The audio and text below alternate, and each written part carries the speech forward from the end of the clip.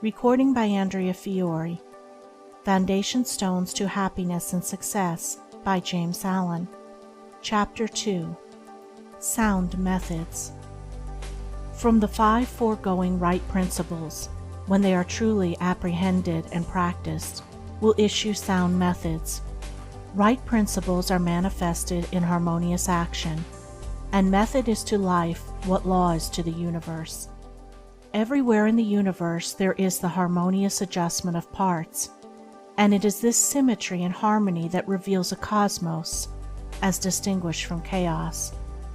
So in human life, the difference between a true life and a false life, between one purposeful and effective and one purposeless and weak, is one of method. The false life is an incoherent jumble of thoughts, passions, and actions. The true life is an orderly adjustment of all its parts. It is all the difference between a mass of lumber and a smoothly working, efficient machine. A piece of machinery in perfect working order is not only useful, but an admirable and attractive thing. But when its parts are all out of gear and refuse to be readjusted, its usefulness and attractiveness are gone, and it is thrown on the scrap heap. Likewise, a life perfectly adjusted in all its parts, so as to achieve the highest point of efficiency, is not only a powerful life, but an excellent and beautiful thing, whereas a life confused, inconsistent, discordant, is a deplorable exhibition of wasted energy. If a life is to be truly lived, method must enter into and regulate every detail of it, as it enters and regulates every detail of the wondrous universe of which we form a part. One of the most distinguishing differences between a wise man and a foolish man is that the wise man pays careful attention to the smallest things, while the foolish man slurs over them or neglects them altogether. Wisdom consists in maintaining things on their right relations, in keeping all things, the smallest as well as the greatest, in their proper places and times. To violate order is to produce confusion and discord, and unhappiness is but another name for discord.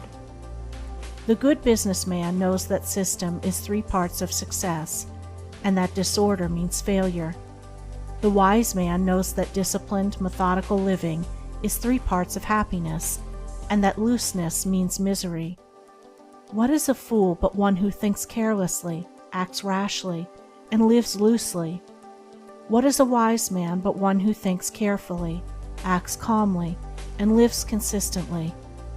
The true method does not end with the orderly arrangement of the material things and external relations of life. This is but its beginning. It enters into the adjustment of the mind, the discipline of the passions, the elimination and choice of words and speech, the logical arrangement of the thoughts, and the selection of right actions. To achieve a life rendered sound, successful, and sweet by the pursuance of sound methods, one must begin not by neglect of the little everyday things, but by assiduous attention to them. Thus the hour of rising is important, and it's regularly significant, as are also the timing of retiring to rest, and the number of hours given to sleep. Between the regularity and irregularity of meals, and the care and carelessness in which they are eaten, is all the difference between good and bad digestion, with all that this applies, and an irritable or comfortable frame of mind, with its train of good or bad consequences. For attaching to these meal times and meal ways are matters of both physiological and psychological significance. The due division of hours for business and for play, not confusing the two. The orderly fitting in of all the details of one's business, times for solitude, for silent thought and for effective action, for eating and for abstinence. All these things must have their lawful place in the life of him whose daily round is to proceed with the minimum degree of friction, who is to get the most usefulness, influence, and joy out of life. But all this is but the beginning of that comprehensive method which embraces the whole life and being.